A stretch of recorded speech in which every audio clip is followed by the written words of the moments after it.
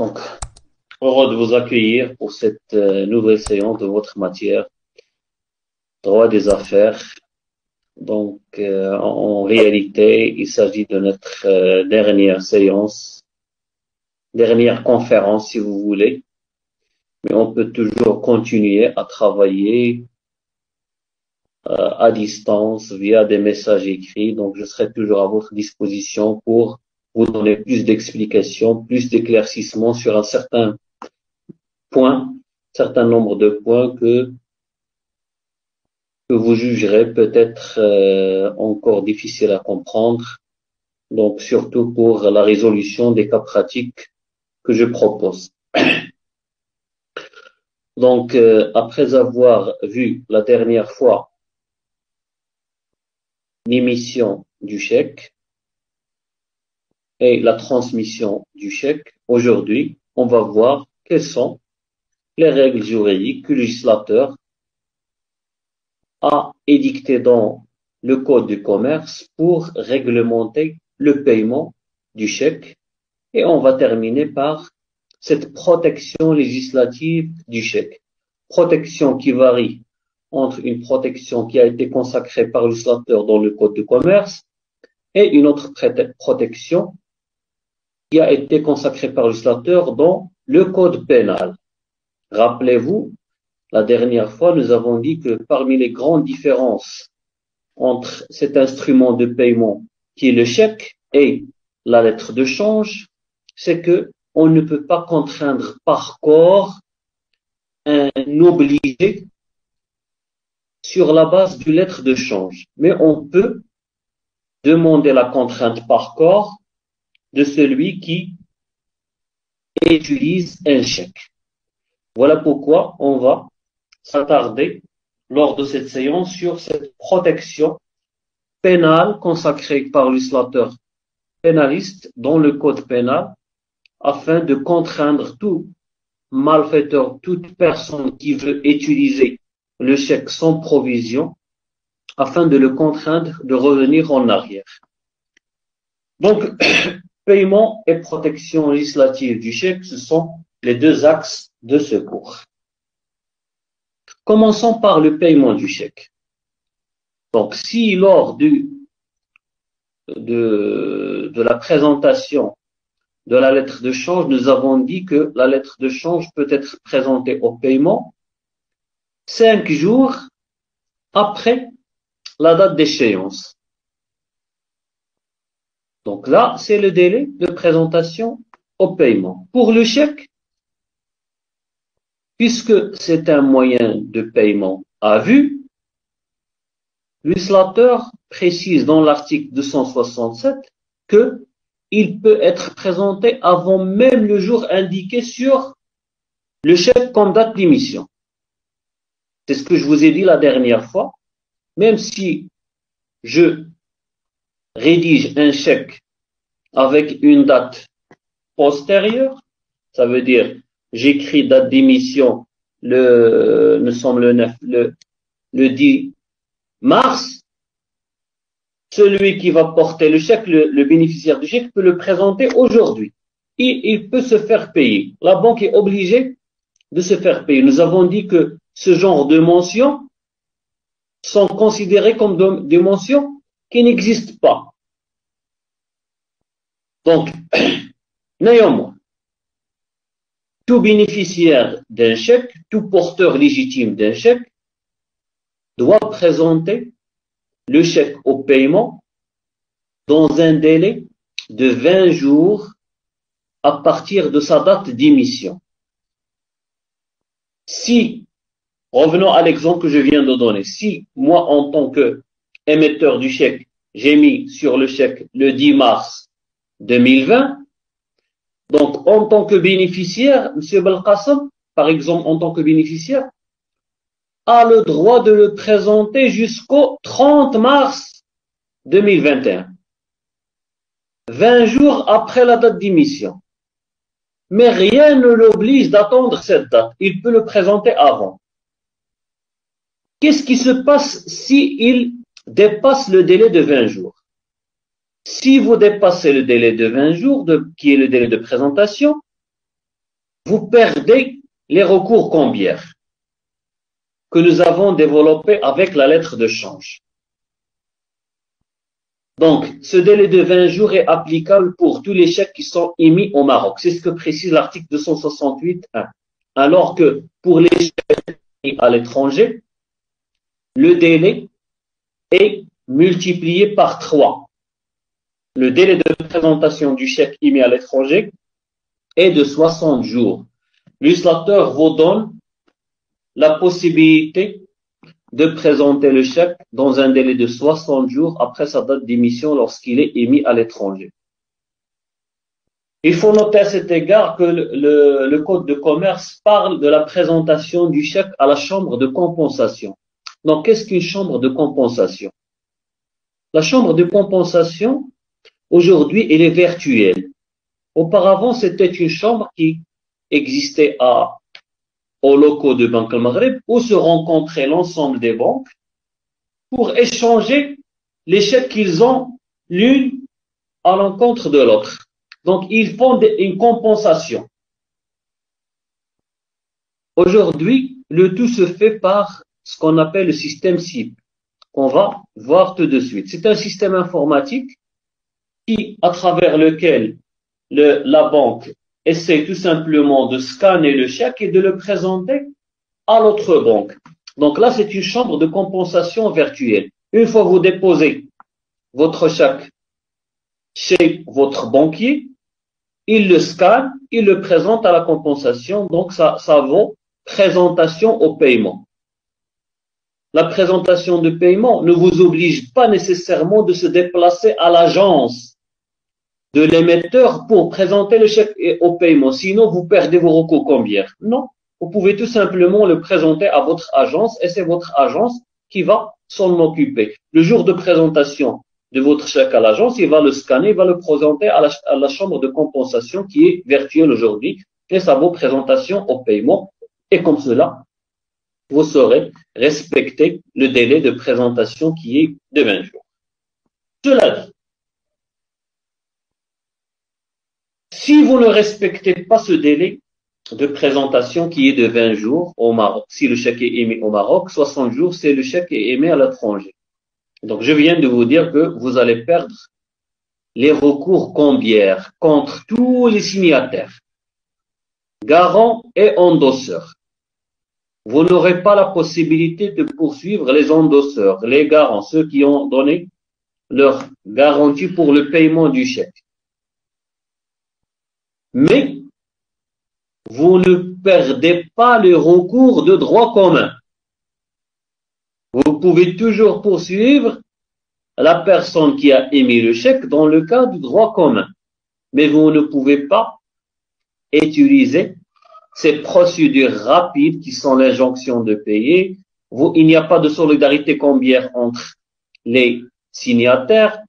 Donc, vous perdez plusieurs recours cambiaires qui sont l'avantage de l'utilisation de ces moyens de paiement et de crédit. Cependant, on constate que dans la pratique, cette règle a peu de conséquences, n'a pas de conséquences importantes. Pourquoi? Tout simplement parce que le tiré doit payer le chèque approvisionné malgré une présentation tardive. Lorsque je dis le tiré, c'est qui? C'est la banque. La banque où est domicilié le compte bancaire de l'émetteur ne doit pas refuser le paiement.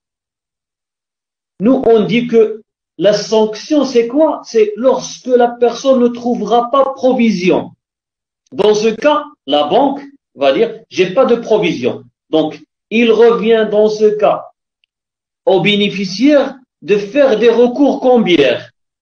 S'il a respecté, bien sûr, le délai de 20 jours et 60 jours lorsque le chèque est émis à l'étranger. S'il n'a pas respecté ces 20 jours, il ne peut pas procéder par recours cambiaire. Donc, je répète, si le compte est toujours approvisionné, la banque tirée, qu'on appelle le tiré, ne peut pas refuser le paiement du chèque présenté tardivement. Ça veut dire après ces 20 jours. Aussi, le tireur qui n'a pas constitué provision est toujours poursuivi dans le cadre du droit cambiaire. Je dis bien dans le cadre, celui qui n'a pas constitué provision lorsqu'il a donné le chèque.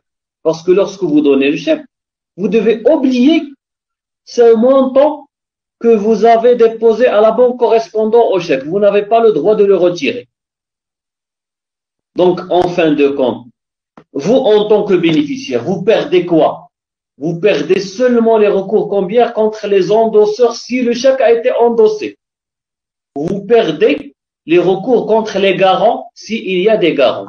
Mais vous conservez toujours vos droits contre l'émetteur qui n'a pas constitué provision et contre le tiré qui a refusé de vous payer malgré l'existence de la provision.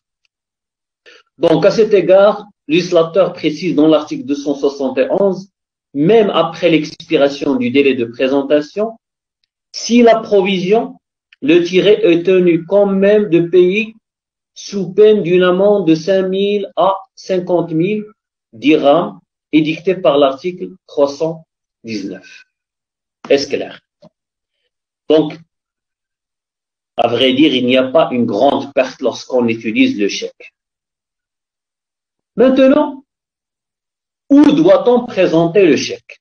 Je viens de dire, on vient de le soulever, aujourd'hui, il y a un système interbancaire qui permet de jouer le rôle auparavant joué par la chambre de compensation et qui permet un traitement électronique des chèques. Donc, la seule présentation de votre chèque à votre agence bancaire et le chèque est scanné et il est présenté à la chambre de compensation. Donc, comme je viens de dire ici, donc, normalement, la loi parle de la présentation chez le tiré, comme l'exemple de la lettre de change. Donc, pour se faire payer, il faut présenter la lettre de change au tiré. Mais si, avec la lettre de change, le tiré est une personne physique, une personne morale, ici le chèque, pour le chèque, le tiré est toujours un établissement bancaire ou bien un établissement assimilé comme nous l'avons défini la dernière fois, comme il est défini par la loi 103/12 qui réglemente le travail des banques et des établissements assimilés. Donc, je vous ai dit que la solution aujourd'hui, c'est une solution pratique. Banque al-Maghreb a créé le système interbancaire marocain de télécompensation, remplaçant la chambre de compensation afin de permettre un traitement électronique des valeurs.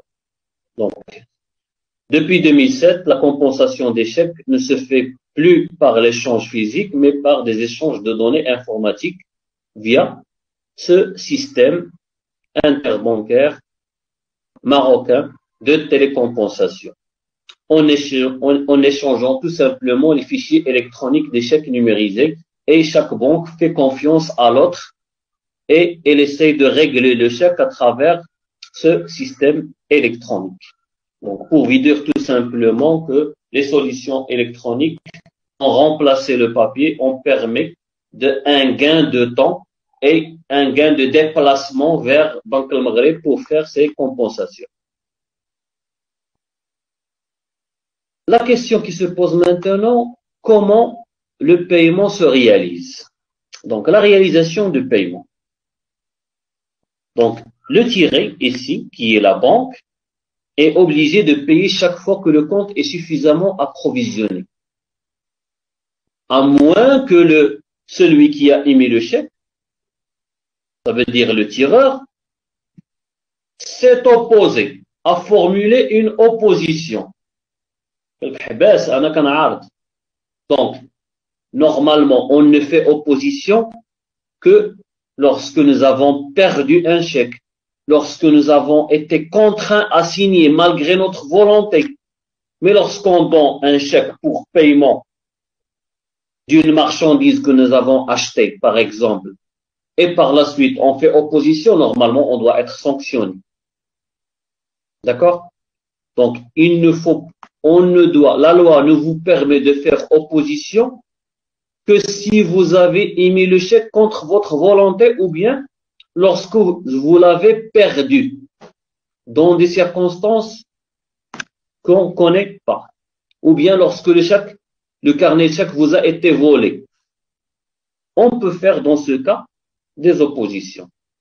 Donc, s'il n'y a pas d'opposition, le tiré est obligé chaque fois qu'il lui est présenté un chèque de payer le montant du chèque.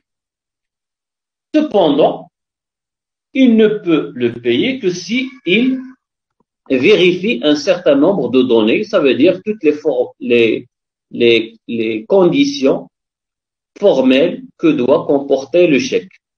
Donc, les mentions obligatoires que nous avons développées lors de la séance précédente pour l'émission de chèque, donc le nom, l'intitulé du chèque, le montant, la date, le lieu, ainsi de suite. Et il doit vérifier la signature. Donc, il ne doit pas payer un chèque qui porte une signature différente du spécimen déposé sur ces fichiers électroniques. Il doit aussi vérifier la chaîne des endossements.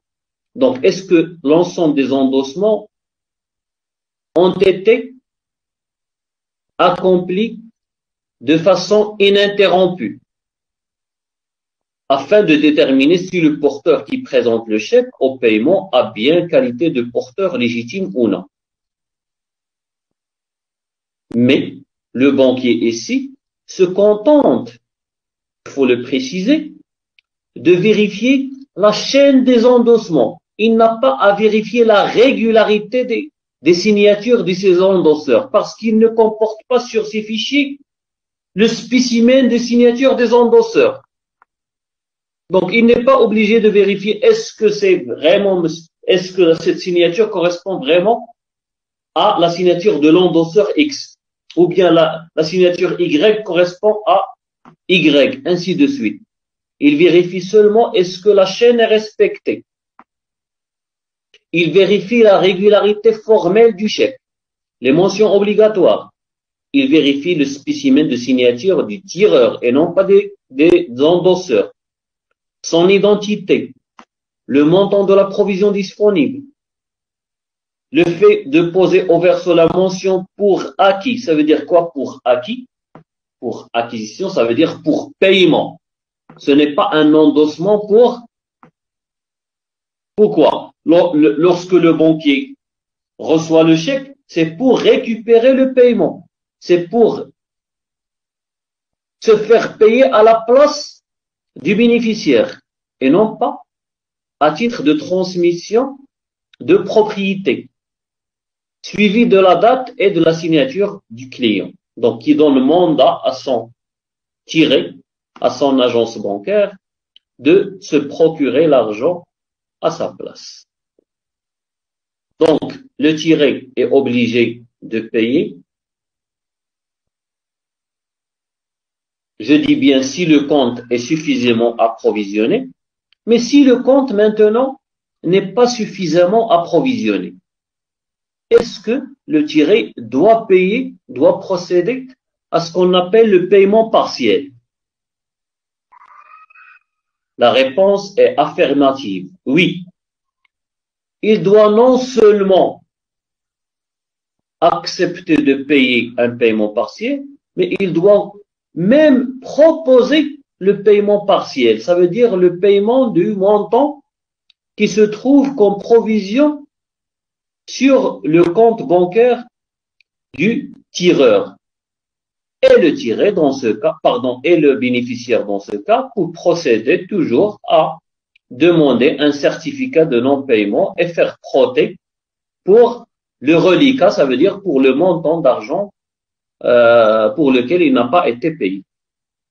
Est-ce clair? Donc, parfois, législateur, comme nous l'avons dit au début, impose le paiement par chèque obligatoirement.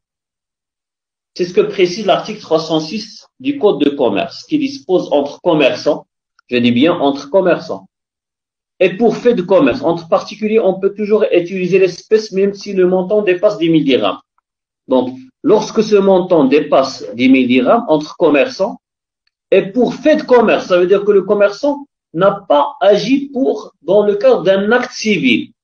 Il n'a pas acheté une voiture pour utilisation personnelle, mais il a acheté une voiture pour utilisation commerciale. Donc, entre commerçants et pour fait de commerce, tout paiement d'une valeur de 10 000 dirhams doit avoir lieu par chèque barré ou par virement. Par chèque barré ou par virement. Donc, l'uslateur était clair ici.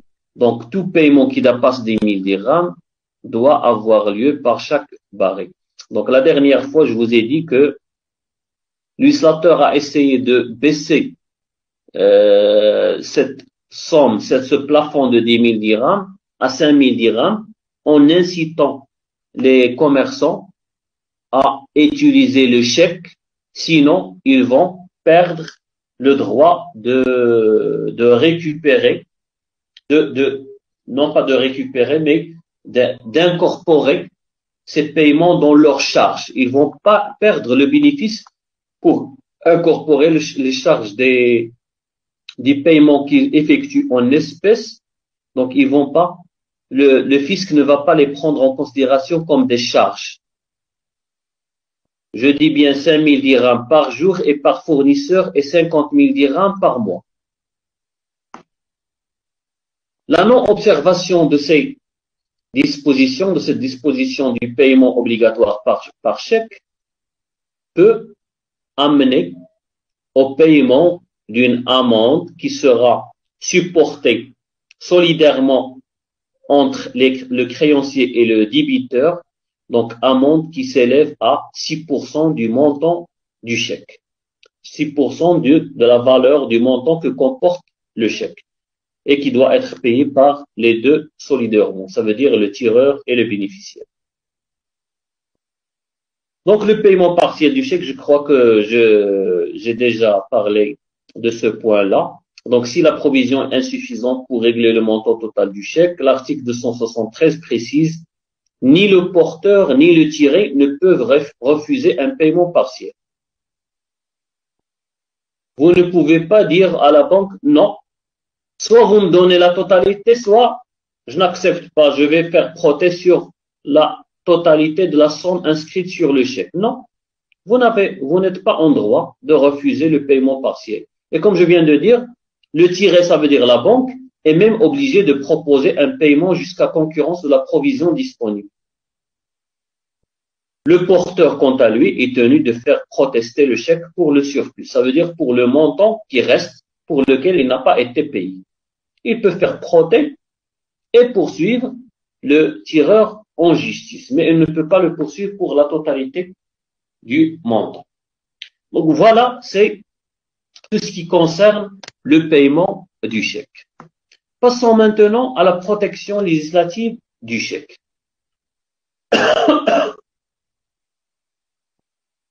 Donc, dans la pratique, on constate que l'utilisation du chèque aujourd'hui souffre d'une grande crise de confiance qui se traduit dans la plupart des cas par le refus des commerçants de recevoir des chèques. Ils préfèrent, même si la loi oblige d'utiliser les chèques, dans la pratique, on trouve que les commerçants préfèrent, dans plusieurs cas, d'avoir ou bien de recevoir l'espèce au lieu des chèques, étant donné que étant donné que le chèque n'est pas libératoire comme nous avons dit.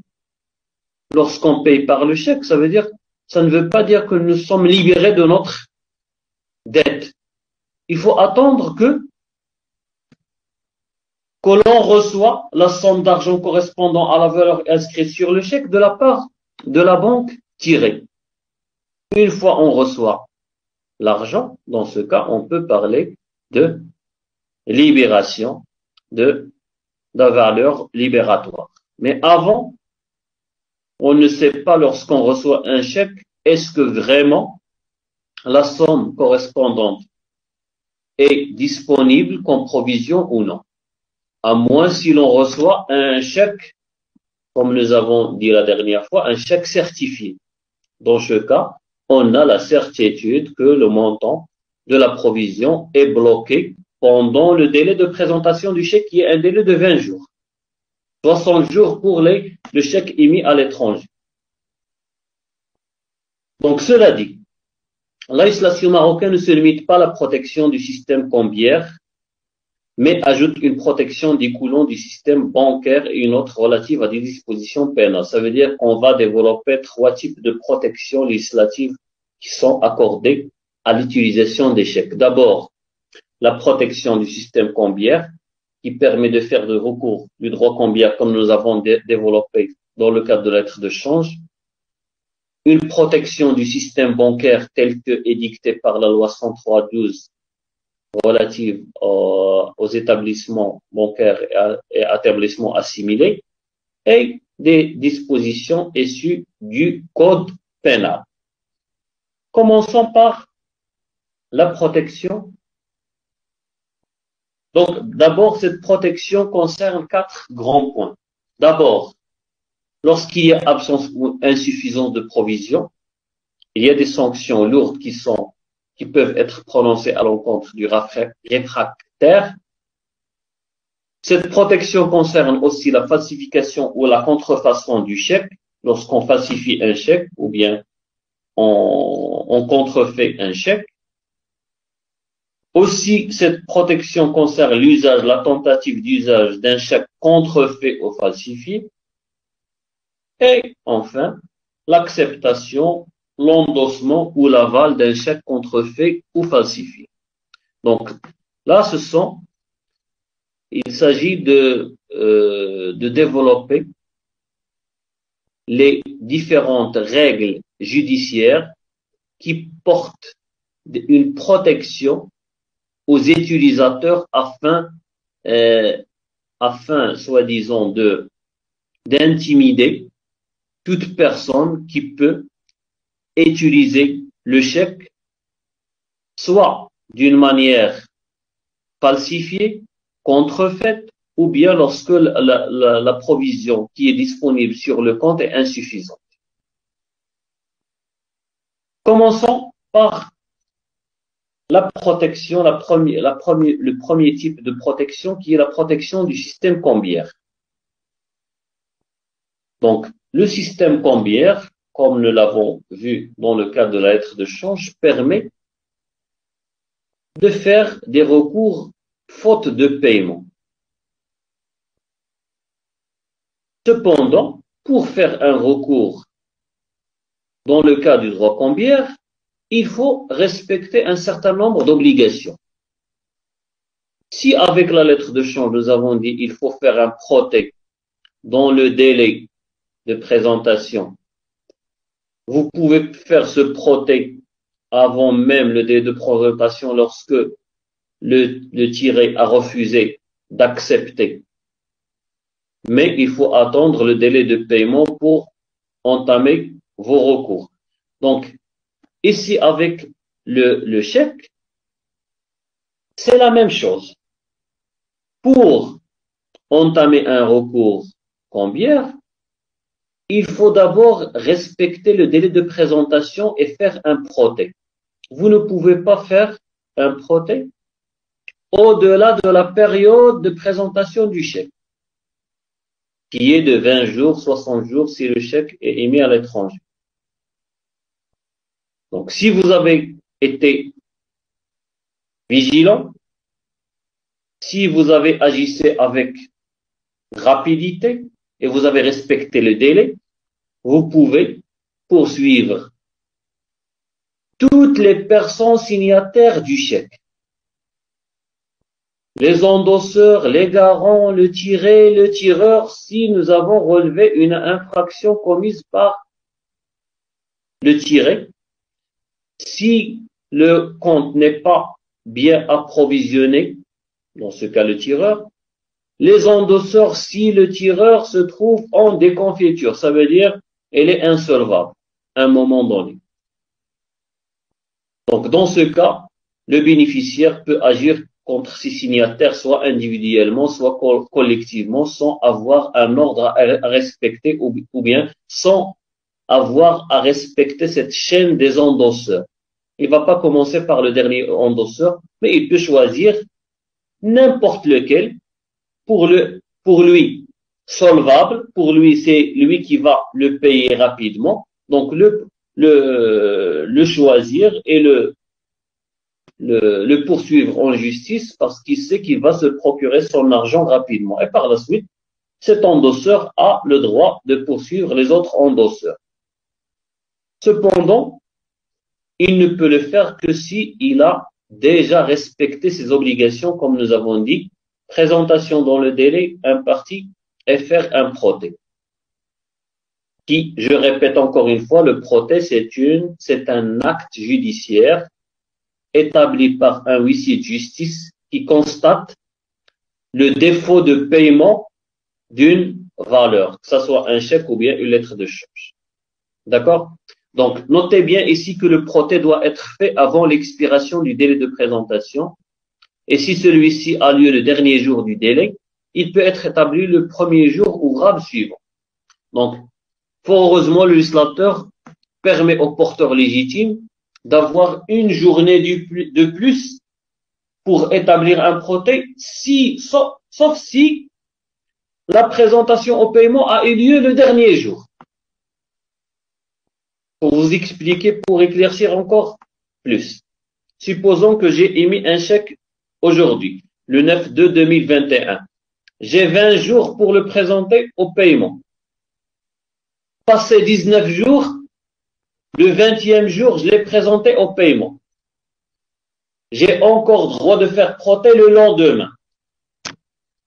D'accord? Mais si je l'ai présenté aujourd'hui au paiement, le chèque est émis le 9 et je l'ai présenté aujourd'hui le 9. J'ai encore 19 jours pour établir un protêt. Est-ce clair? Donc, chaque fois que je le présente tôt, j'ai encore une longue période pour établir le protêt à ma guise. Mais si je présente le chèque le dernier jour de présentation, il ne me reste qu'une journée de plus pour établir le protêt. C'est ce que veut dire le législateur à travers l'article 284. Donc, quelles sont maintenant les conditions et les délais à respecter? Ces conditions et délais sont présentés par le législateur dans l'article 285 du Code de commerce, qui précise que le porteur doit donner avis du défaut de paiement à son endosseur et au tireur dans les 8 jours ouvrables qui suivent le jour du protêt.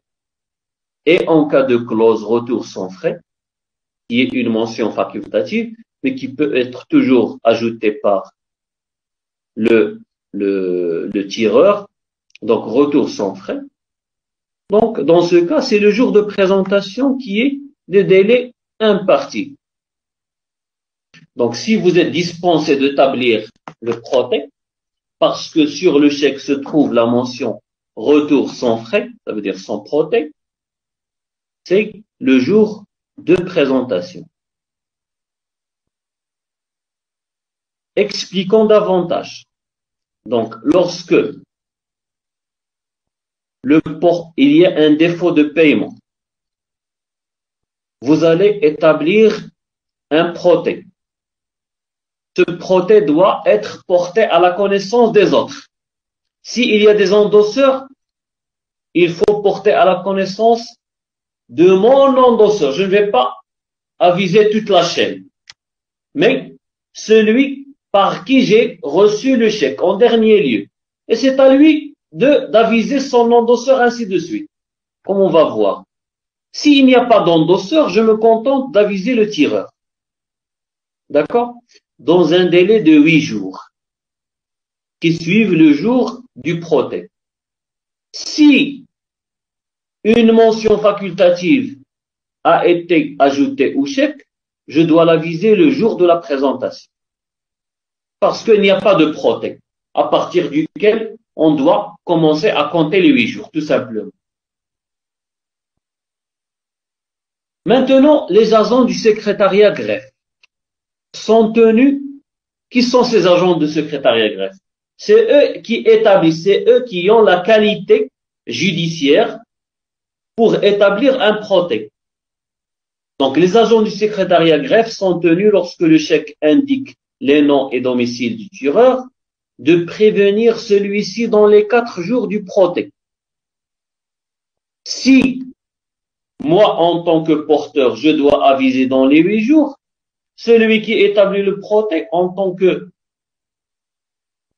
agent, ça veut dire en tant que fonctionnaire travaillant au tribunal et plus précisément au secrétariat greffe, et lui est imposé d'aviser dans les 4 jours du protêt par lettre recommandée des motifs du refus de payer.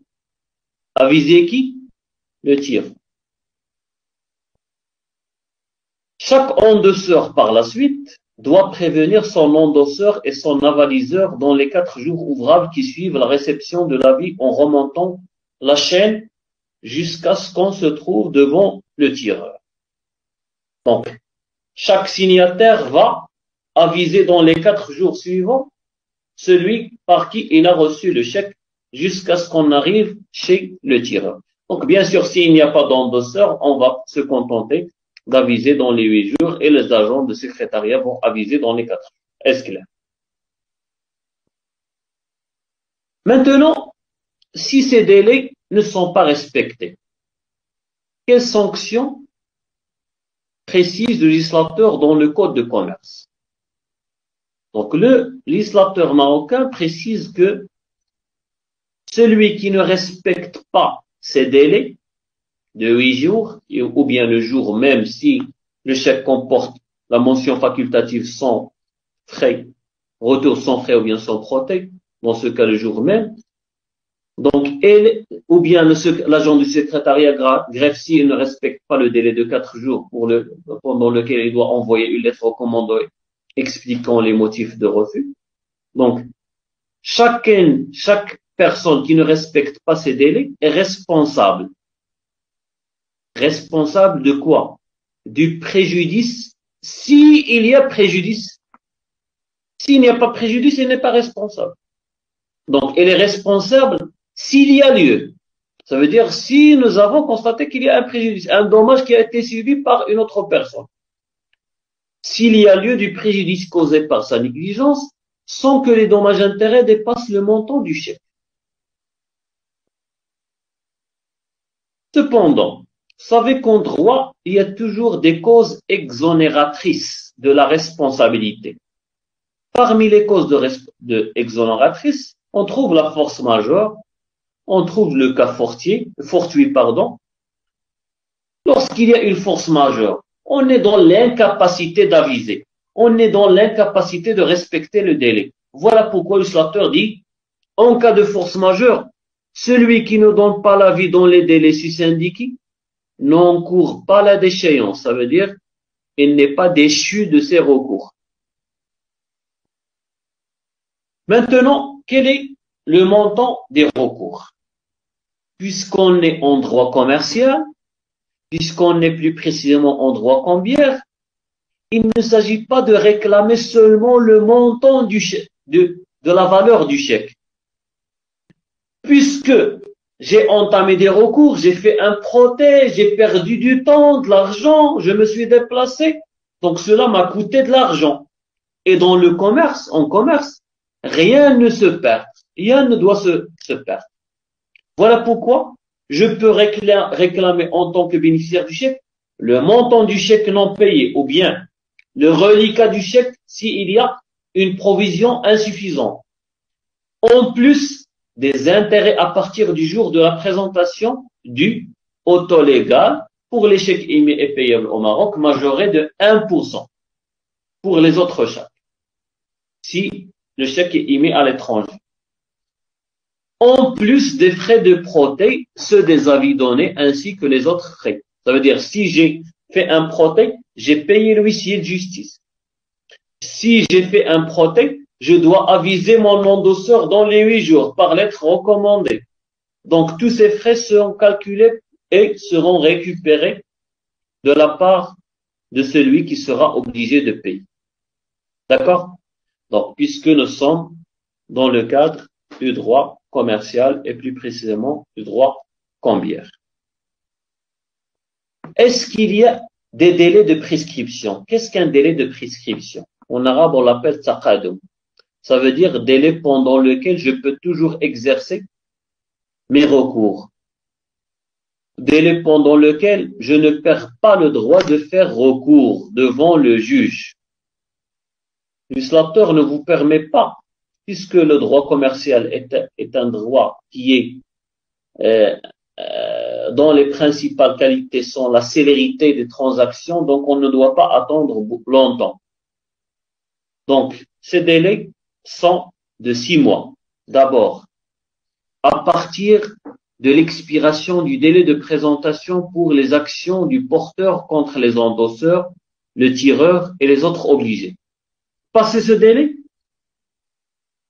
vous ne pouvez plus poursuivre votre endosseur ou bien tireur ou bien les autres obligés, ça veut dire les avalistes, dans le cadre, je précise bien, du droit cambiaire. On parle du droit cambiaire. L'action ne se perd pas dans le cas du droit commun. Mais dans le cadre du droit commun, ça prendra beaucoup de temps. Je parle maintenant de la célérité des transactions. Donc, 6 mois à partir de l'expiration du délai de présentation pour les actions du porteur contre les endosseurs, le tireur et les autres obligés. 6 mois également à partir du jour où l'obligé a remboursé ou du jour où il a lui-même été actionné en justice pour les actions des divers obligés, les unes contre les autres. Donc, ça veut dire quoi? Si moi j'ai payé en tant qu'endosseur, vous me suivez, M. Belkacem? Si moi, en tant qu'endosseur, j'ai payé au porteur légitime dans le cadre de la solidarité cambiaire parce qu'il m'a choisi, il m'a poursuivi en justice, donc je vais lui payer le montant du chèque. Je dispose aussi d'un délai de 6 mois pour poursuivre les autres endosseurs. Passé ce délai, je perds mes recours cambiaires. 1 an à partir de l'expiration du délai de présentation pour l'action du porteur contre le tir. 1 an, c'est un délai qui est réservé pour l'action contre le tiré, ça veut dire contre la banque.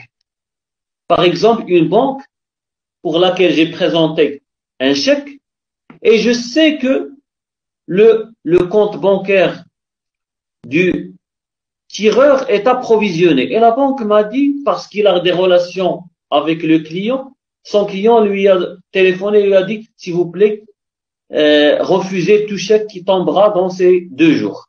Donc lorsque vous allez présenter le chèque au paiement, ils vont vous dire, monsieur, le compte n'est pas approvisionné, veuillez nous excuser. Donc, si vous arrivez à produire la preuve que le compte était approvisionné et que le tiré a refusé de vous payer, donc vous avez un délai d'un an pour chercher une preuve qui justifie que le compte était approvisionné le jour de la présentation du chèque. Et vous pouvez poursuivre la banque sera obligée de vous payer le montant du chèque parce qu'il sera tenu responsable, en plus des intérêts, en plus des amendes qui vont tomber sur sa tête. Est-ce clair? Donc voilà, ce sont les délais de prescription. Oui, monsieur, clair. Pardon, enfin? Oui, monsieur, c'est clair. C'est clair, parfait. Donc, passons maintenant à la sanction. Quelle sanction présente le législateur en cas de déchéance ou bien de prescription? Ça veut dire si vous ne respectez pas les délais, si vous laissez écouler la période pendant laquelle vous étiez en droit de présenter un recours devant la justice et vous avez laissé passer ce délai, donc quelle est la sanction? Je viens de vous dire que dans ces deux cas, qu'il s'agit de déchéance ou bien de prescription, le porteur qui ne respecte pas les délais, qu'on appelle porteur négligent, ne perd pas tous ses droits. Il conserve quand même s'il n'a pas respecté ses délais, il peut conserver une action de droit commun, comme dans le cadre de la lettre de change. Donc, on ne perd pas les actions de droit commun. Une action de droit commun contre les autres obligés qui se seraient enrichis injustement. Parce qu'il y a un principe en droit civil qui condamne tout enrichissement sans cause. On ne peut pas s'enrichir d'une manière injuste et sans cause. Tout enrichissement doit avoir une cause valable. Il conserve quand même une action cambiaire contre le tiré qui a provision. Ça veut dire contre la banque dont le compte bancaire du tireur était suffisamment approvisionné et il m'a dit il n'y a pas de provision. Aussi une action cambiaire contre le tireur qui n'a pas fait provision. Le tireur qui n'a pas fait provision, on peut toujours le poursuivre en justice. Voilà pourquoi, comment l'islam que Khalid Souani, s'il vous plaît. Oui. C'est bon. J'ai la main, je peux rendre muet toute personne qui intervient d'une façon, soi-disant, illégale. Donc, je reviens. Je dis que vous conservez toujours une action contre le tireur qui n'a pas fait provision. Parce que nous avons dit que lorsque vous donnez un chèque, normalement, en principe, comme nous l'avons dit, vous devez avoir au préalable la provision correspondante. Donc, si vous ne l'aviez pas, vous serez toujours poursuivi. Donc, ces délais ne sont pas comptés contre vous. Vous pouvez même être poursuivi au pénal si la personne bénéficiaire décide d'aller aviser le ministère public de votre infraction. Passons maintenant à la protection du système bancaire, du droit bancaire. Donc, quels sont, ou bien comment législateur protège l'utilisation du chèque par le système bancaire, en obligeant les banques à respecter d'abord un certain nombre d'obligations et en édictant et en permettant aux banques d'édicter ou bien d'infliger un certain nombre de sanctions pour tout tireur qui peut émettre un chèque sans provision. Et il permet de prononcer des amendes vis-à-vis de celui qui a commis un incident de paiement, comme on va voir tout de suite. Donc, quelles sont les obligations des banques? Donc, tout d'abord, il y a des obligations qui sont à la charge des banques lors de l'ouverture des comptes. Donc, pour se faire domicilier chez une agence bancaire, chez une banque, il faut présenter votre identité. Et la banque est obligée de vérifier l'identité de ce demandeur, qu'il s'agit d'une personne physique ou bien d'une personne morale. Il doit vérifier est-ce qu'il s'agit d'une personne qui est capable d'abord. Est-ce qu'il a la capacité d'ouvrir un compte bancaire? Nous avons dit que les incapables ne peuvent avoir des carnets de chèques, ne peuvent émettre un chèque. Les malades mentaux, les personnes, les mineurs non émancipés, ainsi de suite. Donc, il doit procéder aux vérifications nécessaires à travers les documents officiels qu'il peut demander au postulé, notamment sa carte d'identité. Ensuite, préalablement à la délivrance du premier chéquier, toute banque doit d'abord consulter Banque al-Maghrib sur les antécédents bancaires du postulant. Est-ce qu'il avait des incidents de paiement et quelle est la suite? Est-ce que c'est un demandeur qui a déjà eu des incidents de paiement avec d'autres banques, avec d'autres agences peut-être? Banque al-Maghrib conserve une base de données sur laquelle est noté tous les incidents du paiement que vous pouvez rencontrer en tant que titulaire d'un compte bancaire ou bien en tant qu'utilisateur d'un chèque. Donc, s'il constate que, par exemple, qu'il s'agit d'un interdit bancaire, parce que Banque al-Maghrib peut parfois, suite à des incidents d'un utilisateur de chèque, interdire une personne de disposer d'un carnet de chèque. Donc, dans ce cas, la banque est obligée de s'abstenir à ouvrir un compte bancaire et de lui délivrer un chéquier, ça veut dire un carnet de chèque. Donc, ce sont des obligations qui sont à la charge de la banque lors de l'ouverture des comptes bancaires. Maintenant, si la personne a un compte bancaire, elle a dépassé cette étape de création de compte bancaire.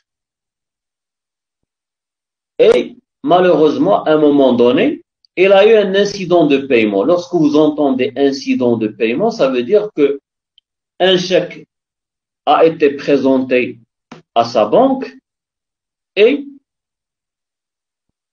il n'y avait pas de provision pour payer le chèque. Dans ce cas, la banque est obligée d'infliger à son client des sanctions disciplinaires visant à le contraindre à régulariser sa situation. C'est ce que précise le législateur dans l'article 313 du Code de commerce. Ainsi, la banque, doit adresser une lettre d'injonction au tireur l'invitant à, d'abord, lui restituer, ainsi qu'à toutes les banques dont il est le client, les formules de chèque en sa possession et en celle de ses mandataires. Donc, vous n'avez pas la possibilité de payer un chèque, votre compte n'est pas approvisionné, donc on va vous adresser une lettre d'injonction. Injonction, ça veut dire on vous donne un ordre de restituer, de rendre les chéquiers dont vous disposez aux différents établissements dans lesquels vous avez ouvert un compte bancaire. En plus, ne plus émettre pendant un délai de 10 ans des chèques autres que les chèques de retrait et les chèques de certifiés. Donc, on va vous interdire l'utilisation et l'émission des chèques, à moins pour retirer votre argent pour vous-même. Donc, vous allez vous déplacer pour retrait des chèques, ou bien, si vous pouvez toujours utiliser le chèque, mais à condition qu'il soit certifié. Dans ce cas, on a la certitude que le montant correspondant est déjà déposé sur votre compte. Donc, le tiré qui a refusé le paiement doit déclarer l'incident à Banque al-Maghrib à travers le système que nous avons présenté auparavant, le système SIP. Donc, là, ce sont des obligations importantes qui sont à la charge de l'ensemble des banques et des agences bancaires pour ne pas laisser des incidents de paiement se répéter sur plusieurs banques et sur plusieurs agences.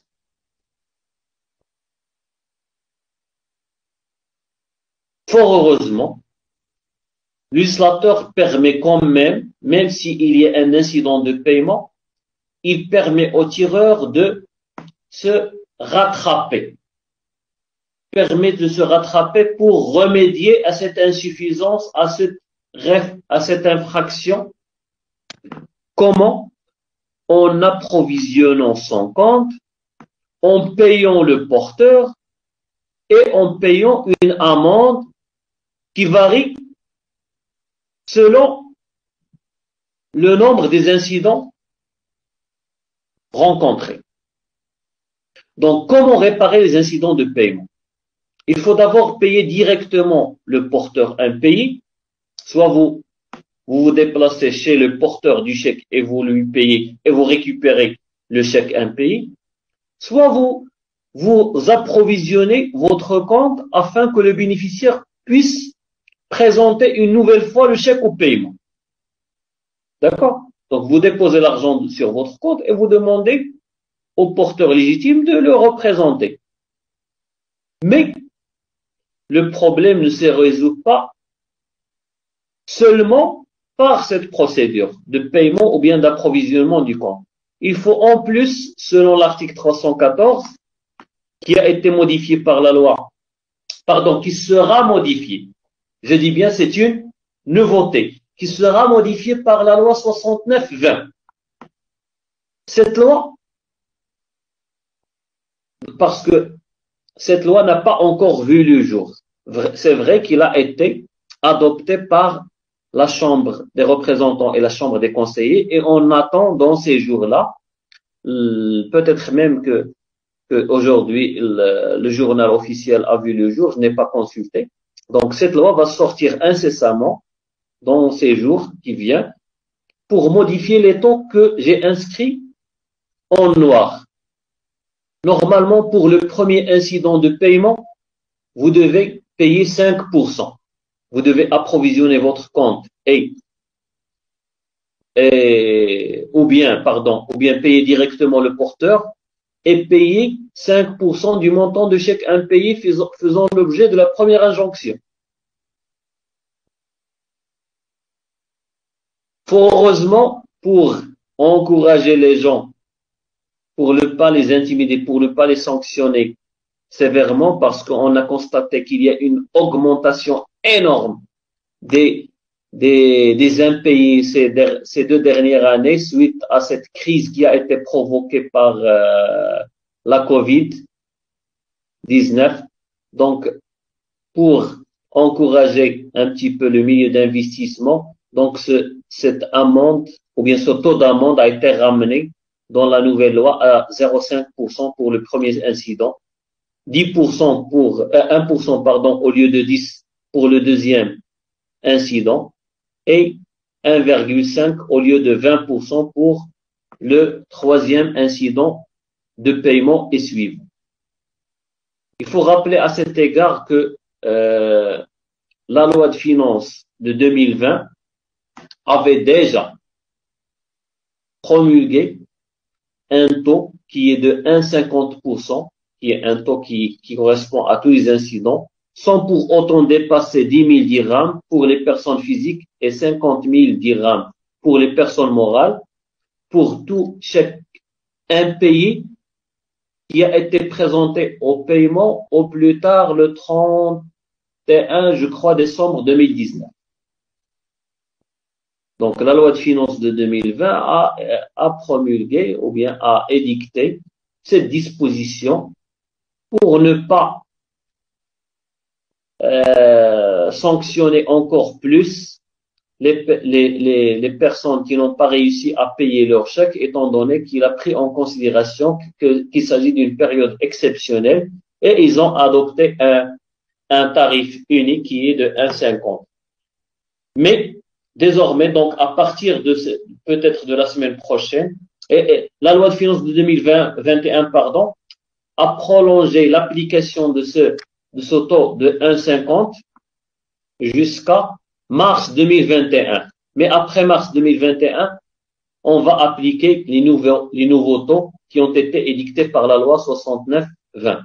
Autrement dit, pour résumer, le taux qui sont jusqu'à maintenant, qui se trouvent toujours dans le code de commerce, qui sont de 5% pour le premier incident, 10% et 20% pour le troisième incident et suivant, étaient applicables jusqu'à 2019. Après 2019, nous avons appliqué le taux de 1,50 par décret. par décret-loi.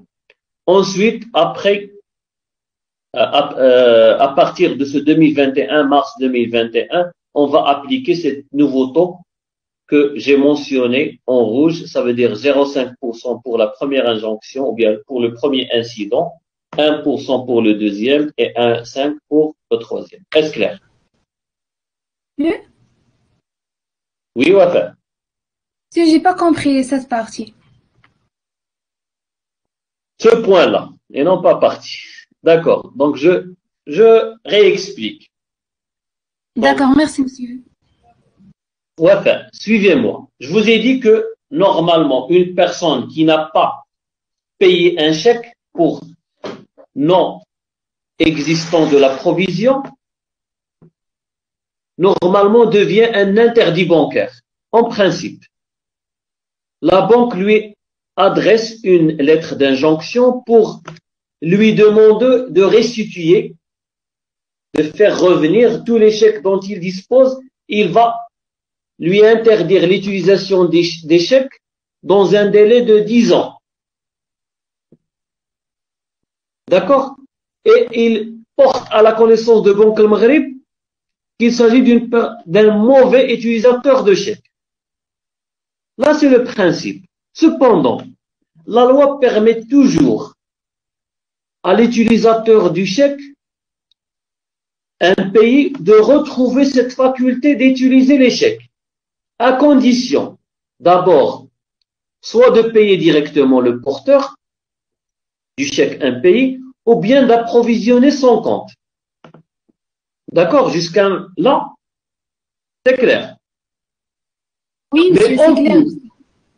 Mais en plus, il doit payer une amende pour retrouver cette faculté, cette possibilité d'utiliser le chèque dans le commerce. Il doit en plus payer une amende. Si par exemple, M. Belkacem a présenté un chèque à ma banque, il lui a dit, il n'y a pas de provision. Donc, moi, je dois payer directement M. Belkacem et payer 5%, normalement dans l'ancienne loi, dans la loi,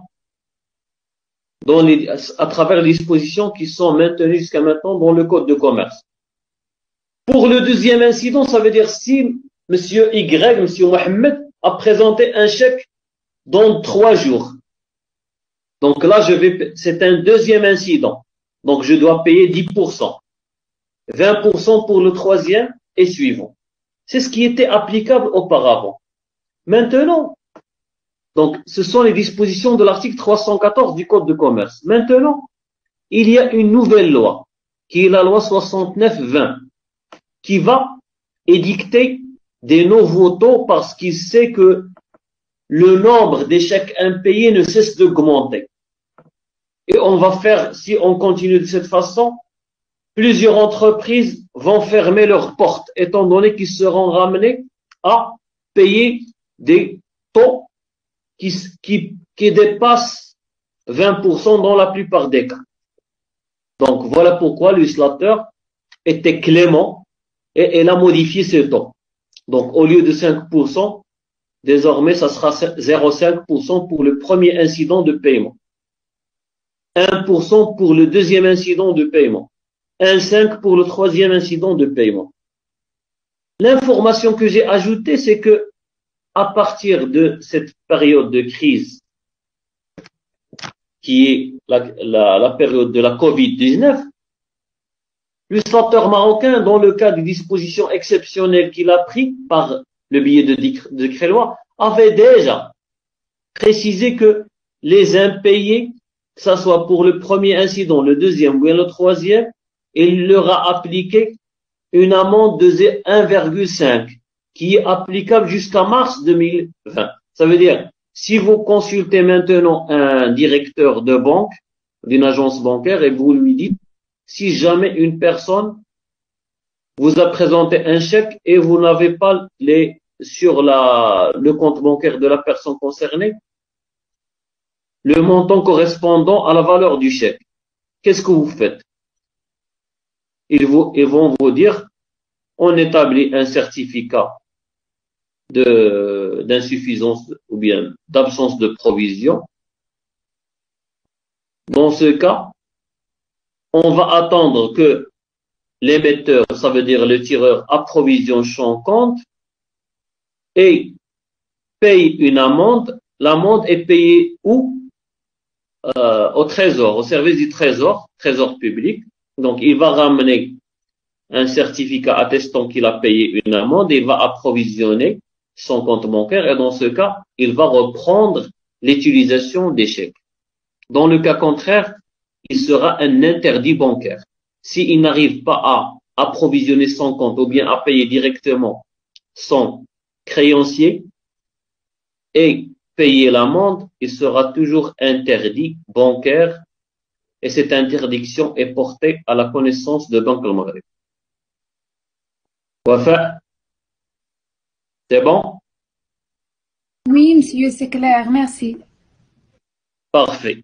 Donc, on passe maintenant à la protection, toujours dans le cadre de cette protection du système bancaire, les banques peuvent encourir une responsabilité pénale lorsqu'il y a violation des obligations qui sont à leur charge. Donc, législateur précise à cet égard que les violations des obligations bancaires sont érigées en infraction. Ça veut dire que les banques qui ne respectent pas leurs obligations, comme nous les avons évoquées dans les deux diapositives précédentes, ils sont considérés comme des personnes qui ont commis une infraction. Puisque c'est une infraction qui concerne une personne morale, donc on n'a pas la possibilité de faire rentrer une banque à la prison. Mais on va leur infliger des amendes. Donc ces amendes varient entre 5 000 dirhams et 50 000 dirhams pour les infractions suivantes. D'abord, l'indication d'une provision inférieure à celle qui est disponible. Vous, en tant que bénéficiaire, vous avez demandé le paiement d'un chèque qui porte un montant de 50 000 dirhams. Et eux, ils vous disent que sur le compte bancaire, il n'y a que 10 000 dirhams. Donc, ils ont commis une infraction. Ils peuvent être condamnés par des amendes allant de 5 000 jusqu'à 50 000 dirhams. Deuxième infraction qui peut être commise par la banque et pour laquelle il encourt une sanction d'une amende, le défaut de déclaration à Banque al-Maghrib des incidents de paiement et des émissions au mépris de l'interdiction. Donc, ils ont été non pas ils ont été avisés, mais la banque a eu connaissance de l'insuffisance de la provision, bien de l'absence de la provision suite à l'émission d'un chèque de son client, et il n'a pas porté cela à la connaissance de Banque al-Maghrib. Donc, chaque incident de paiement doit être porté à Banque al-Maghrib. Ou bien, chaque émission d'un chèque en dépit de l'interdiction. C'est un interdit bancaire. Nous avons dit que un interdit bancaire ne peut pas émettre un chèque, à moins lorsqu'il s'agit d'un chèque pour retirer son argent pour lui-même, ou bien il peut utiliser ce qu'on appelle le chèque certifié. Donc, s'il a accepté l'émission d'un chèque, il a été avisé de l'émission d'un chèque de la part de son client, même si c'est un interdit bancaire, il encourt une amende. Troisième infraction, le refus de délivrer le certificat de refus de paiement. Moi, je me suis déplacé à la banque, j'ai présenté mon chèque. Ils m'ont dit, il n'y a pas d'argent sur le compte bancaire de notre client. Ça veut dire de l'émetteur. Je leur ai dit, donnez-moi un certificat de refus de paiement. Ils vont dire, mais écoutez, monsieur, c'est un client avec lequel nous avons une longue relation. C'est un très bon client. Veuillez attendre jusqu'à demain. Peut-être il va approvisionner son compte. Je vous ai demandé un certificat de refus du paiement. Vous êtes obligé de me la donner sur le champ. il n'y a pas de provision, donnez-moi. Donc, ne me repoussez pas jusqu'au lendemain. Quatrième infraction, la délivrance de formules de chèque à un interdit bancaire ou judiciaire ou à son mandataire. Donc, c'est un interdit bancaire et la banque est obligée de vérifier est-ce qu'il s'agit d'un interdit bancaire parce qu'il demande l'information auprès de Banque al-Maghreb. Donc, il ne peut pas fermer les yeux et donner un carnet de chèque à un interdit bancaire. Cinquième infraction, le défaut d'adresser une injonction en cas d'incident de paiement, invitant son auteur à restituer les formules de chèque et de ne plus émettre des chèques pendant 10 ans. Donc, si il y a un défaut de paiement qu'on appelle incident de paiement, vous, en tant que tiré, ça veut dire en tant que banque, vous devez adresser un ordre, une lettre d'injonction pour demander à votre client de restituer toutes les formules du chèque dont il dispose. D'accord? Et de l'interdire pendant un délai de 10 ans. Si vous ne faites pas cela, vous encourez une amende qui peut aller de 5 000 jusqu'à 50 000 dirhams. C'est bon? C'est clair? Donc là, c'est tout ce qui concerne la protection du système bancaire. Passons à la dernière protection consacrée par le législateur marocain, qui est la protection du système pénal. Donc, on n'est plus dans le cas du droit civil, on va plus parler du droit cambiaire maintenant, mais en plus de cette protection du droit cambiaire, là, on est dans le pénal. Donc, notez bien ici que les règles des délais et de prescription relatives à l'action cambiaire ne s'appliquent pas pour l'exercice de l'action pénale. S'il s'agit d'une infraction, on sait bien qu'il s'agit d'un délit. Le fait de ne pas avoir la provision nécessaire, suffisante, pour payer un chèque, c'est un délit. Et le délit se prescrit par 4 ans. Auparavant, c'était 5 ans, là, c'est 4 ans. Pour le crime, c'est 15 ans. Pour la contravention, mukhalafa, c'est 1 an. Donc, on ne va pas appliquer les délais de prescription et de déchéance que nous avons soulignés pour l'action cambiaire. Pour l'action pénale, ce sont d'autres délais qui s'appliquent. Donc, le porteur ici n'a pas besoin de faire dresser un protêt. Et l'action publique ne s'éteint pas par les délais de prescription de l'action cambiaire. On est au PLA, c'est le droit commun ici. Donc, même si vous n'avez pas établi un protêt, le protêt sert à quoi? À protéger, à te protéger d'abord, vous, et à protéger les intérêts des autres endosseurs. Donc, c'est pour agir dans le cas du droit cambiaire. C'est le droit cambiaire qui vous oblige d'établir un protêt.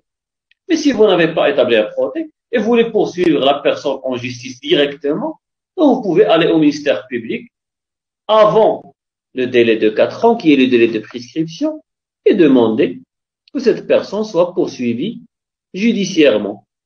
Automatiquement, la police judiciaire va convoquer la personne s'il constate qu'effectivement il y a absence de provision, il y a un incident de paiement, il va le contraindre par corps. Ça veut dire il peut entrer en prison s'il ne paye pas. Donc, étant donné que nous sommes dans le domaine délictuel, l'infraction ne s'éteindra que par la prescription correctionnelle de 4 ans. Ça veut dire j'ai un délai de 4 ans pour, à partir du moment où l'incident s'est produit, ça veut dire le refus de paiement, j'ai un délai de 4 ans pour intenter, pour entamer mon recours judiciaire devant le ministère public. Niyab al-Amma. Dans ce cadre, l'article 316 du code, du code de commerce précise que des sanctions communes peuvent être prononcées à toutes les infractions en matière de chèque, à savoir l'emprisonnement de 1 à 5 ans. Donc, ce sont des sanctions qu'on trouve dans le droit pénal pour les infractions dont le degré remonte au délit. Donc, les infractions de délit, un délit, est sanctionné jusqu'à 5 ans. Au-delà de 5 ans, on est dans le cas du crime. Jinai. Donc, l'emprisonnement de 1 à 5 ans est une amende de 2000 à 10 000 dirhams sans qu'elle puisse être inférieure à 25% du montant du chèque ou de l'insuffisance de la provision. D'accord? Donc là, on est au pénal. On ne parle plus que de l'amende ou bien de cette amende transactionnelle par laquelle on peut récupérer la faculté d'émettre des chèques, mais on peut être emprisonné. On peut rentrer à la prison si on est poursuivi au pénal et on n'arrive pas à honorer notre engagement vis-à-vis de notre créancier. Donc, la sanction édictée par l'article 316 concerne d'abord l'absence ou l'insuffisance de provision. S'il y a absence ou bien insuffisance de provision, vous pouvez être sanctionné par 1 an jusqu'à 5 ans d'emprisonnement.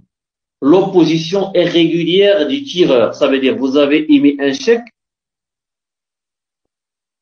et vous savez que votre compte n'est pas assez approvisionné ou bien vous ne voulez pas payer votre fournisseur, alors le lendemain, vous avez appelé votre banquier et vous lui dites « Je fais apposition sur le chèque numéro XYZ ». Pourquoi? Est-ce que vous l'avez perdu? Si vous avez donné le chèque dans le cadre d'une transaction commerciale, vous n'êtes pas en droit de faire opposition. Donc, vous serez sanctionné pénalement et sévèrement. Troisième infraction, la contrefaçon ou la falsification d'un chèque. Vous avez contrefait un chèque, falsifié, zawarti. Zouer. Aussi, en connaissance de cause, l'usage ou la tentative d'usage, le fait d'accepter de recevoir, d'endosser ou d'avaliser un chèque falsifié ou contrefait. Ça veut dire, vous savez que ce chèque a été falsifié ou contrefait. Et vous avez apposé votre aval. Vous l'avez endossé. Vous l'avez utilisé. Vous serez poursuivi pénalement, vous aussi. Parce que c'est l'utilisation du faux. Le droit pénal ne punit pas seulement celui qui crée le faux, ça veut dire l'équivalent, mais celui aussi qui utilise le faux, avec des sanctions qui varient, bien sûr. Quatrième infraction, le fait d'utiliser en connaissance de cause le chèque à titre de garantie. Et je vous ai dit au début que le chèque, c'est un moyen de paiement à vue. Donc, il ne peut être utilisé comme un titre de garantie. Malheureusement, c'est une pratique courante au Maroc. Rappelez-vous l'exemple que je vous ai donné la dernière fois des cliniques, malheureusement, qui refusent d'accepter des patients s'ils ne déposent pas un chèque de garantie. Malheureusement, heureusement, je dis bien heureusement, c'est une pratique qui est illégale. Mais malheureusement, c'est une pratique courante qu'il faut combattre. Moi-même, j'ai subi cet abus de la part d'une clinique, mais je l'ai contraint à revenir sur leur décision et finalement, mes proches ont été acceptés dans la clinique sans que je dépose aucun chèque de garantie. Donc, c'est en obligeant les autres à se conformer à la loi qu'on peut appliquer la loi. Il ne faut pas accepter qu'une autre personne vous contraint à agir contre ce qui est prévu par la loi. Les chèques de garantie sont interdits, donc il ne faut pas utiliser le chèque comme un moyen de garantie parce que sa vocation, c'est un moyen de paiement à vue. Donc, sur ce, je termine mon intervention. Je vous remercie infiniment pour votre patience, pour votre écoute. J'espère que j'ai été à la hauteur. J'espère que j'ai réussi à simplifier le cours de telle façon que vous arrivez à assimiler la technicité de ce cours, parce que c'est un cours vraiment très technique, que vous ne pouvez pas assimiler comme il se doit si vous ne faites pas des cas pratiques. Donc voilà pourquoi je vous ai programmé 2 cas pratiques que j'ai déjà activés sur la plateforme. J'aimerais bien que vous les travailliez Et si vous voulez, on peut se mettre d'accord sur un prochain rendez-vous pour le corriger, ou bien je vais mettre à votre disposition le corriger comme je l'ai fait pour le premier cas pratique. Question de vous amener à vous entraîner encore plus pour la résolution et pour solutionner ces problématiques que posent les cas pratiques. Donc voilà, je crois que j'ai terminé mon intervention. Je reste à votre disposition pour tout éclaircissement, questions. Je vous écoute, Monsieur Belkacem. Monsieur, je tiens vraiment à vous remercier pour, euh, pour votre patience aussi, pour les cours formidables que vous nous avez proposés. C'était vraiment un plaisir d'être parmi les étudiants. Et j'ai une dernière question, monsieur. Est-ce que vous confirmez l'information comme quoi vous nous disposez du chapitre 1 et 2 pour l'examen, ou bien c'est simplement une information qui circule et vous n'êtes pas au courant? Et voilà, j'espère qu'on aura notre cours avec vous dans le prochain semestre, ou bien on se rencontrera dans d'autres conditions aussi agréables que celles que nous avons passées avec vous. Et encore un grand merci, monsieur. Donc, c'était aussi pour moi, Monsieur Belkacem, un grand plaisir de travailler avec vous, avec des personnes comme vous. Sincèrement, comme je vous ai dit la dernière fois, si je programme le cours l'après-midi après 16 heures, c'est pour que vous soyez présents. Soyez sûr de cette information. Donc, cela dit, en ce qui concerne la délimitation du cours, je crois que le droit cambiaire, c'est un tout qu'on ne peut pas séparer. Donc, c'est une fausse information qui est en train de circuler. Tous les étudiants ne cessent de me demander chaque jour, est-ce qu'il y a des délimitations du cours pour lesquelles nous serons examinés? Donc, je confirme encore une fois, s'il vous plaît, donc, il vous est demandé de préparer, je ne vais pas dire toutes les séances, mais la première séance et la deuxième séance, vous pouvez vous en être dispensé. Mais toutes les séances qui concernent la lettre de change, le billet à ordre et le chèque, il vous est demandé pour l'examen. D'accord? Je suis clair sur ce point et je ne vais pas revenir en arrière. Parce que je sais très bien que le cours comporte encore un axe sur les contrats commerciaux. Le cours est appelé droit des affaires. Et le droit des affaires comporte non seulement le droit cambiaire, mais aussi d'autres axes. Par exemple, on a le contrat commercial, l'organisation judiciaire de commerce. On peut ajouter la propriété intellectuelle, mais vu ces circonstances exceptionnelles dans lesquelles j'ai donné le cours, j'ai pu assurer le cours, donc je me suis limité au droit cambiaire. Je crois qu'il s'agit déjà d'une délimitation. D'accord? Donc, je confirme encore une fois, toutes les séances du droit cambiaire vous est demandé pour l'examen. Parlons maintenant de l'examen final. Donc, pour l'examen final, j'ai réfléchi amplement et je me suis dit que je vais proposer 2 sujets au choix. Pour les personnes qui vont travailler les cas pratiques, je vais proposer un cas pratique sur 20 avec des questions, bien sûr. Donc, pour vous qui ne préfèrent pas apprendre les règles pour les réciter, ainsi de suite. Donc, vous êtes des économistes, vous êtes des gestionnaires. Je vous encourage d'apporter une solution. Il s'agit de lire le cours, de le comprendre et vous allez répondre comme il se doit. Donc, il y a d'autres personnes qui ont une dominance du cerveau gauche qui veulent apprendre les règles, qui veulent. Donc, dans ce cas, je vais leur proposer 2 ou bien 3 questions auxquelles ils vont apporter des réponses directes. Donc, voilà, vous aurez le choix entre cas pratique et questions directes. D'autres questions pour les autres personnes que je ne vois pas? Ben, monsieur, écoutez, je peux pas me retenir de vous remercier encore une fois parce que vraiment ce que vous venez d'annoncer maintenant à la fin, ça m'a vraiment soulagé. Et vraiment, je suis enseignant et je sais que c'est un effort de plus que vous allez faire pour proposer deux sujets, et un comme étude de cas et l'autre comme question de cours. Monsieur, vraiment, je sais pas, j'ai pas les mots pour vous remercier autant, mais vraiment, monsieur, un grand merci. Et vraiment, encore chaque jour, on constate que c'est vraiment, vous êtes, je peux pas dire plus que vous êtes Humaniste. Je suis humaniste. humaniste. Voilà, monsieur. Donc, rien, pour moi, je dis pour moi, rien à dire. Je sais ce que c'est. Donc, merci beaucoup, monsieur. Monsieur Khalid Chtouani, vous voulez intervenir? Donc, j'espère que les autres étudiants Merci, monsieur, pour partagent. vos efforts. Merci, Wafa.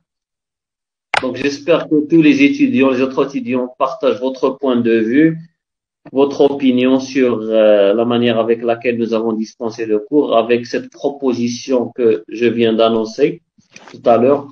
Donc, il ne me reste qu'à vous souhaiter très bonne chance, bonne préparation pour l'examen, et je vous souhaite toute la réussite, Inch'Allah. On peut se voir dans un prochain rendez-vous, peut-être lors d'un troisième cycle ou bien d'un master, parce que j'enseigne en master avec Monsieur Fikri dans le cadre droit, une matière Oui. droit des affaires.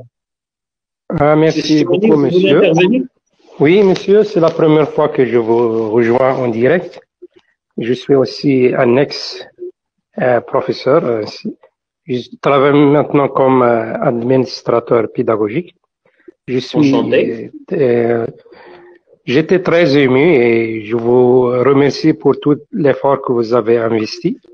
Vous êtes vraiment un modèle de prof qui a le souci de rendre clair et facile le contenu du cours et expliquer davantage par des cas pratiques. Je vous remercie et merci bien, monsieur. Merci beaucoup. Merci, monsieur Khalid. C'est moi qui vous remercie de votre présence, de votre patience avec moi. Donc, je sais que ce n'est pas facile de poursuivre un cours aussi technique à travers à travers la plateforme, à travers les TIC. Malheureusement, l'occasion ne s'est pas présentée pour faire des cours en présentiel, mais comme je vous ai dit, j'ai essayé de faire de mon mieux selon ce que j'ai pu, selon les moyens qui sont à ma disposition pour vous dispenser ce cours, pour faciliter l'accès à ce cours. J'espère que j'ai réussi. Donc ce fut un plaisir aussi pour moi. Donc, il ne me reste qu'à vous dire très bon courage pour la préparation de vos cours. Donc, et bonne chance. Et on se retrouve le jour de l'examen, Inch'Allah. À très bientôt.